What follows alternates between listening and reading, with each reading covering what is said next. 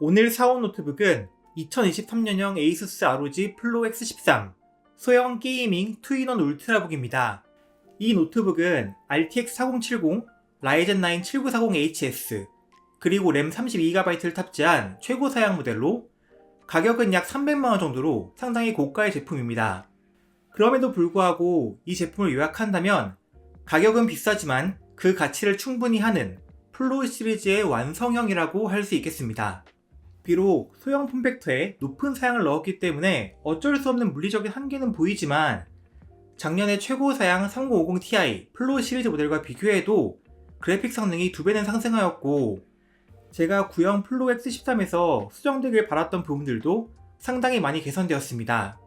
ASUS가 플로 시리즈에 꾸준히 관심을 기울이고 있는 점이 개인적으로는 감사하게 느껴집니다. 이전에 제가 2021년형 플로 X13 그리고 2022년형 플로 Z13에 대한 리뷰를 했었는데요. 만약 저에게 X13과 Z13 중 어떤 것을 선택하는 것이 좋을지 물으신다면 서피스 형태의 폼팩터를 특별히 선호하지 않는다면 화면이 360도 회전하는 X13을 추천드리고 싶습니다. 물론 이것은 개인 취향이 크게 작용하지만 구매 후 후회하는 사람들의 비율이 더 적은 모델은 X13인 것 같습니다. 그럼 스펙을 살펴볼까요? CPU는 AMD의 젠4 피닉스 아키텍처의 7940HS를 사용하였고 그래픽카드로는 최대 TGP 60W로 설정된 엔비디아 RTX 4070이 탑재되어 있습니다. 또한 32GB 용량의 LPDDR5 온보드 램과 M.2 규격 1TB 용량의 마이크론 SSD를 사용하고 있습니다. 디스플레이는 WQXGA 해상도의 165Hz 주사율 13.4인치 게이밍 디스플레이를 네트워크 연결에는 미디어텍의 와이파이 6E 랜카드를 사용하고 있습니다. 이 노트북의 실측 무게는 대략 1.36kg 정도입니다. 플로 X13의 합판 분해는 굉장히 간편합니다. 십자 드라이버 하나로 분해가 가능하며 숨겨진 나사도 없습니다. 그러나 합판을 열어보면 랜카드와 M.230 SSD 외에는 교체 가능한 부품이 없습니다. 그럼에도 13인치 바디 내부에 두 팬, 2개의 큰 히트 파이프, 3개의 히트싱크, 그리고 75W 배터리 등이 모두 들어가 있습니다. 이를 보면 각 부품을 담기 위해선 어쩔 수 없는 선택이었을 것 같습니다. 노트북의 내부 공간이 상당히 협소하기 때문에 스피커 유닛의 크기는 작은 편입니다. 플로 X13의 외관을 살펴보겠습니다. 구형 X13과 디자인이 비슷하지만 여러 군데 디테일의 차이가 있는데요. 우선 노트북의 두께가 살짝 더 두꺼워졌습니다. 두꺼워졌다고 해봐야 1-2mm 정도지만요. 이에 따라서 노트북의 무게가 아주 살짝 더 무거워지긴 했습니다만 30g 이내의 미미한 차이입니다. 그리고 힌지 구조도 변경이 있었는데 원래 역힌지 구조를 가지고 있었는데 이번에는 역힌지 구조가 사라졌습니다.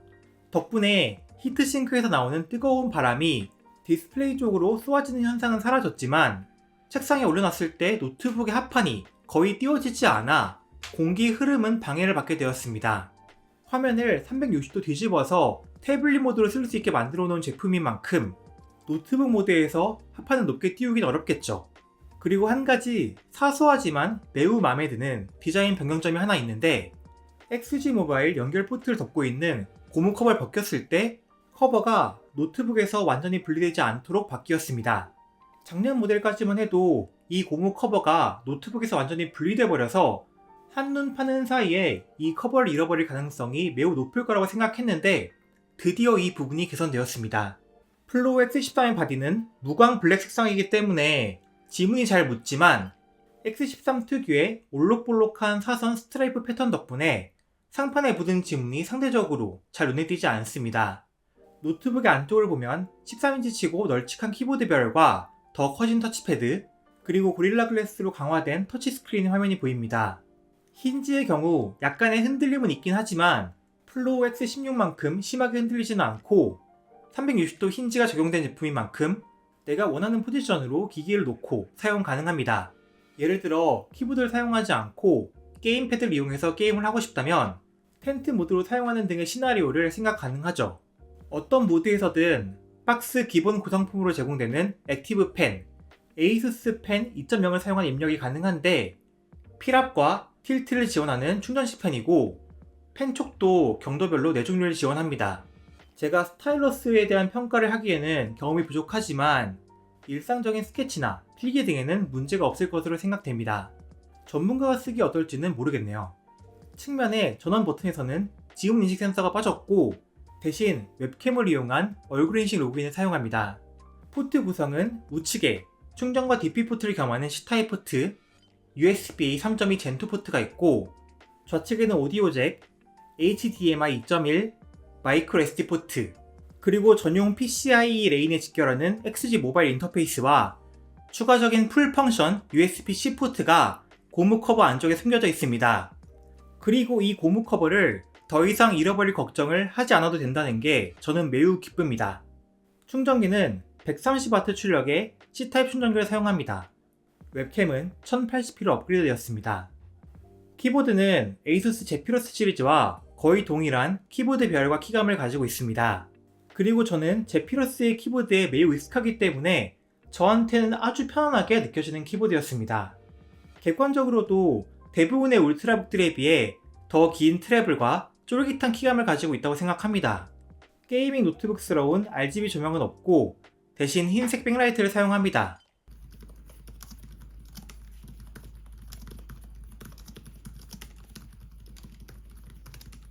터치패드의 크기도 구형 모델에 비해서 매우 커졌습니다. 감촉과 클릭감 모두 좋은 전형적인 윈도우 노트북의 다이빙 모드 방식 터치패드입니다. 디스플레이는 고릴라 글래스로 덮여있고 논글레어는 아니지만 상당히 저반사 처리가 잘 되어 있는 디스플레이입니다.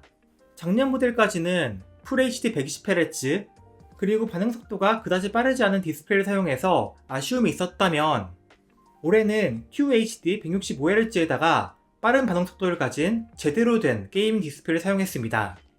게다가 측정치상 DCI-P3 99%를 커버하는 넓은 색 영역, 500니트 밝기의 디스플레이, 평균 델타 E 1 미만으로 높은 색 정확도를 가지고 있었습니다. 디스플레이는 정말 모든 면에서 좋아져서 프리미엄 노트북에 걸맞은 모습이죠. 스피커는 품질이 많이 구린 건 아닙니다만 유닛 크기가 작은 만큼 최대 음량도 작습니다. 노트북 내부에 공간이 거의 없기 때문에 이건 좀 어쩔 수 없는 부분이라고 생각해요.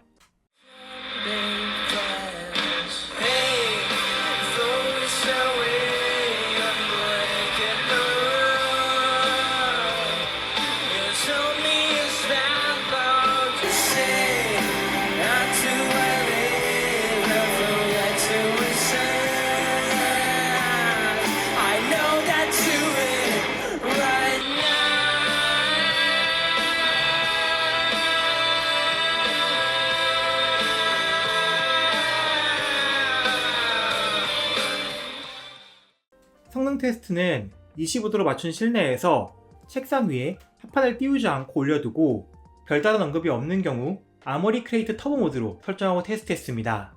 CPU 벤치마크입니다. 시네벤치 R23에서 벤치마크 중에 전력 그래프를 보면 맨 처음엔 60W, 그 다음 65W와 45W를 왔다갔다 하는 모습을 보이고 그때 CPU 코어 온도는 95도와 80도 사이를 왔다갔다 합니다. 점수는 싱글 1775점, 멀티 15692점이라는 높은 점수를 마킹했습니다. 새로운 버전의 긱벤치 6에서는 싱글 2319점, 멀티 1951점으로 인텔 CPU에 비해서는 좀 더 낮은 점수입니다. PC마크 10에서는 총점 7587점이었습니다. 프리미어 프로에서는 제가 항상 테스트에 사용하는 소니 카메라 4K로 촬영하고 나름 빡센 색 보정을 시행한 4K 시퀀스를 4K 유튜브 프리셋으로 인코딩할 때 2분 30초 만에 완료되어 빠른 편이었습니다. 프리미어 프로 성능 테스트인 퓨젯 벤치마크 4 프리미어 프로는 이번 신버전에서 완전히 뒤엎어져서 이전까지 테스트 점수와는 비교할 수 없게 되었습니다. 주로 사용되는 프리미어 프로 이펙트들은 거의 다 GPU를 사용하기 때문에 CPU 이펙트 스코어는 삭제되었고 플레이백과 익스포트 점수를 나누는 대신 주로 사용되는 코덱별로 점수를 나누는 방식으로 바뀌었습니다. 플로 X13의 총점은 588점이었고 4080 제피러스 M16의 점수는 761점이었습니다. 다음으로 그래픽 성능을 보겠습니다. RTX 4070을 탑재는 하고 있지만 GPU의 전력을 최대 60W까지 밖에 주지 못하기 때문에 이게 대체 어느 정도의 성능을 낼지 궁금했습니다. 먼저 긱벤치 6 오픈CL 점수를 보면 약 95,000점으로 RTX 4060보다 조금 낮긴 하지만 여기선 별 차이가 나지 않았습니다. 3D마크 점수입니다. 다이렉트 12 게임 성능을 반영하는 타임스파이 점수를 보면 터보 모드에서 그래픽 8731점으로 대충 3060을 사용하는 일반적인 게이밍 노트북 정도의 점수가 나왔습니다. 터보 모드를 성능 모드로 내리면 그래픽 점수는 7682점으로 떨어지며 어댑터를 빼고 배터리로 벤치마크를 돌리면 그래픽 점수는 5000점 이하로 떨어집니다. 여튼 터보 모드를 기준으로 작년에 리뷰했던 RTX 3050 Ti 플로 Z73의 그래픽 점수에 대략 2배 정도의 성능을 보여주죠. 추가적으로 파이어 스트라이크 점수를 보면 터보 모드 기준으로 그래픽 점수 약 22,700점이었습니다. 다음으로 게임 성능을 확인하겠습니다. 네이티브 해상도인 WQXGA 그리고 풀 HD 해상도에서 각각 테스트했습니다. 먼저 사이버펑크 2077 게임 내장 벤치마크입니다. 레이트레이싱 울트라 프리셋에서 네이티브 해상도 평균 36.4프레임이었고 풀 HD 해상도에서는 평균 45.7프레임이었습니다. 그리고 네이티브 해상도에서 DLSS3 프레임 제너레이션을 사용하면 평균 프레임은 47.5프레임까지 오르지만 최소 프레임이 4프레임까지 떨어지는 이상한 문제가 생겼습니다. 실제로도 중간중간 심한 프레임 드랍에 체감이 되었고요. 하지만 마찬가지로 DLSS3를 지원하는 호그와트 레거시의 경우 이런 현상이 생기진 않았습니다. DLSS를 사용하지 않았을 때 네이티브 해상도에서 평균 36.3프레임이었고 FHD 해상도에서는 50.7프레임, 프레임 제너레이션과 DLSS2 품질 모드까지 적용할 경우 네이티브 해상도에서 평균 66.4프레임, 1% 하위 39.7프레임까지 올랐습니다. 그 외에도 다른 게임들의 프레임을 확인했고 하나하나 프레임을 잃진 않겠습니다만 저전력 RTX 4070의 성능은 충분한 전력의 RTX 4060보다는 확실히 못하고 갤럭시북 울트라의 저전력 4050보다는 확실히 더 나았습니다. 가장 근접하는 성능을 꼽자면 RTX 3060을 탑재한 구형 제피러스 G15쯤 될까요? RTX 3060 게이밍 노트북 중 중량급의 성능은 플로 X13이 넘기 어려웠고요. 하지만 그렇다고 이게 실망스러운 성능이냐? 저는 그렇게 생각하진 않았습니다. 일단 3000번대의 경우 플로 X13 같은 작고 가벼운 노트북에 3050 Ti보다 더 높은 성능의 그래픽카드를 넣지 못했습니다. 하지만 그래픽카드의 전성비가 크게 개선되면서 저전력 세팅에 RTX 4070을 플로 X13의 바디에 우겨 넣을 수 있게 되었죠. 사실 1.3kg짜리 플로 X13과 본격적인 게이밍 노트북끼리 게임 성능 비교를 하고 있는 것 자체가 얼마 전까지만 해도 비현실적이었던 광경입니다. RTX 4060과 4070의 성능이 썩 만족스럽지 않다는 얘기를 제가 여러 번 했지만 그건 본격적인 게이밍 노트북에서 그렇단 이야기고 경량형, 수형 게이밍 노트북처럼 절대적인 최고 성능보다는 전성비가 중요한 기기에서는 얘기가 다릅니다. 다만 FPS 카운터엔 잘 잡히지 않지만 게임에 따라서 플레이 중에 가끔씩 프레임 드랍이 생기는 모습이 있었는데요. 일단 제가 테스트하는 동안에는 사이버펑크 프레임 제너레이션 사용 시 이외에는 게임 플레이에 방해될 정도는 아니었습니다. 그럼 노트북의 소음과 발열은 어떨까요? 배틀그라운드 울트라 옵션을 터보 모드에서 플레이했을 때 GPU의 전력은 50W대 후반까지 올라가며 CPU와 GPU의 전력의 합은 약 70W를 유지합니다. 이때 CPU 센서 온도는 약 76도, GPU의 온도는 80도 정도로 찍힙니다. 다만 이건 게임에 따라서 차이가 큰데 호그와트 레거시처럼 CPU를 많이 쓰는 게임의 경우 CPU와 GPU의 전력이 각각 약 40W까지 올라가며 CPU의 센서 온도는 90도 이상까지 올라가죠. 게임을 30분 이상 플레이한 시점에서 노트북의 표면 온도는 팬이 열심히 돌아가고 있는 WASD 키 주변에서는 30도대로 높지 않지만 키보드 덱의 가운데 부분은 50도까지 올라가서 뜨거웠습니다. 팬 소음의 경우 소음계를 터치패드 위에 올리고 측정했을 때 기준으로 50dB 후반 정도로 일반적인 게이밍 노트북 정도의 소음이었습니다만 쿨링팬의 크기가 보통 게이밍 노트북보다 작은 만큼 팬 소음의 피치는 좀 높은 편이었습니다.